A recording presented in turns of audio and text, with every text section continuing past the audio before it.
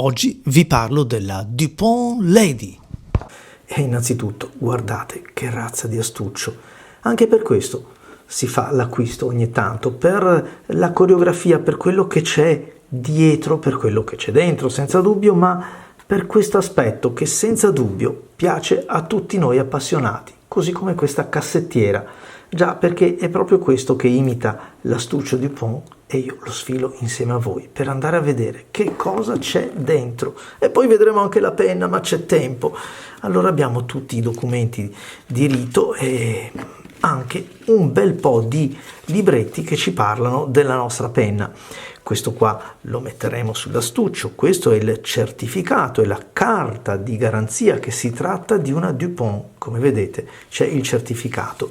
E questi invece sono i centri di assistenza per la Dupont, ma non facciamo mica solo penne stilografiche, non crediate, questo è per la pelletteria, questo qua è The Art of Lacquer. Certo, perché qui si tratta di una lacca cinese di cui vi parlerò fra poco. E allora anche questo, per esempio, diventa interessante in un acquisto che potrebbe sembrare fatto soltanto così per il gusto estetico, anche per uno sfizio, non nascondiamoci che potrebbe essere questo, ma troviamo invece un'ampia descrizione della lavorazione e di come viene creato.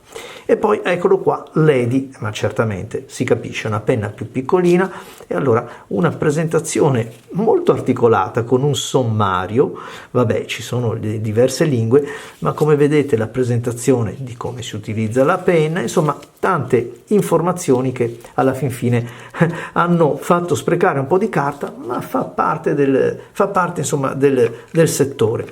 E ancora potevano mancare? Sembrano dei fiammiferi per qualche pipa o per qualche oggetto importante di Dupont, invece sono le cartucce. Magnifiche, vale la confezione, vale veramente l'acquisto. Bellissime, elegantissime. Le vedremo dopo. E se non volete portarvi dietro tutto questo armamentario, eccolo qua, una bella custodia Dupont, anche questa rigorosamente Dupont, per ricoverare la penna. Andiamo a vedere la penna. Una penna che ha un suo peso, per quanto piccolina risulta consistente quando si prende in mano perché c'è abbondanza di metallo e questo rivestimento laccato. Fra l'altro vi faccio sentire, ecco, lo sgancio del cappuccio e l'incastro è metallo, è una clip che fa anche il suo rumore, anche quando, eccolo qua, lo andiamo a innestare invece nella parte finale. Però è molto elegante, anche questo pennino tubolare mi piace parecchio, forse perché mi ricorda alcuni pennini tubolari ad intinzione che usavo al liceo e con i quali mi divertivo molto con le chine. Sta di fatto che anche nella scrittura offre una bella sensazione, è una penna molto piacevole alla vista quanto anche poi nella fase di scrittura. Una larga parte del libretto che accompagna la presentazione di questa penna descrive la laccatura, un'autentica laccatura cinese. E quindi ci racconta che questo procedimento si perde nella notte dei tempi. E devo dire che sì, è una laccatura, è vero, però molto distante dalla laccatura che vediamo su penne stilografiche orientali. Sembra quasi un rivestimento successivamente lucidato e quindi si perde un po' l'effetto della laccatura.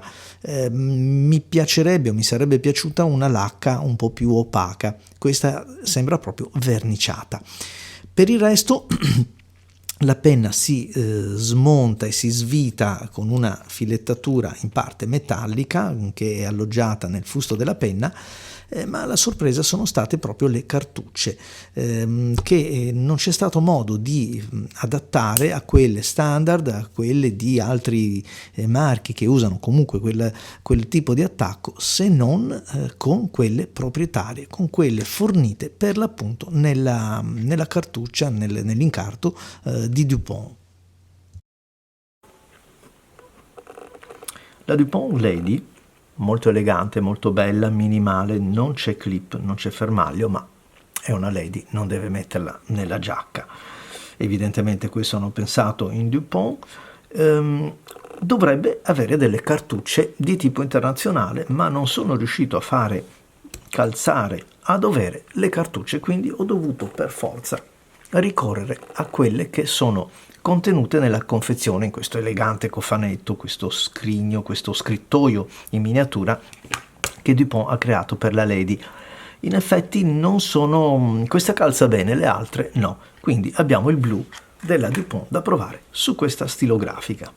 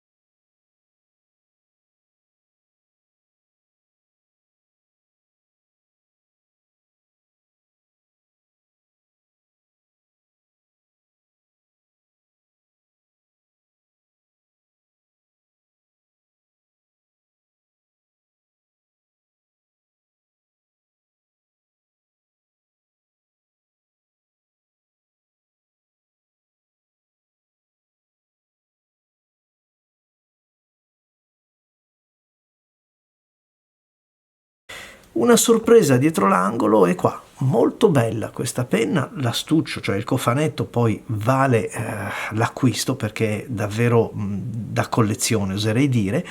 Molto ben riuscita la penna, senza dubbio, minimale, anche l'innesto del cappuccio qui la rende davvero una penna stilografica di tutto rispetto, un pennino in oro, ma questa ridda di scalanature che troviamo, e sono davvero tante, dalla filettatura del nero a questo primo scalino, questo secondo scalino, questo terzo scalino, rendono molto faticoso l'impugnatura, perché volenti o nolente la mettiamo qua. Io ho provato anche ad utilizzarla in questa maniera, ma impugnandola al di sopra resta un pochettino meno precisa, meno guidabile. Inoltre l'altra sorpresa è che per questa stilografica dobbiamo utilizzare le cartucce che ci mette a disposizione Dupont e spero che sia possibile poi ricaricarle anche per l'utente meno esperto, perché difficilmente calzano quelle internazionali. Ed allora non resta che salutarvi e darvi l'appuntamento ai prossimi video. Saluti inchiostrati a tutti, questa volta laccati. Ciao!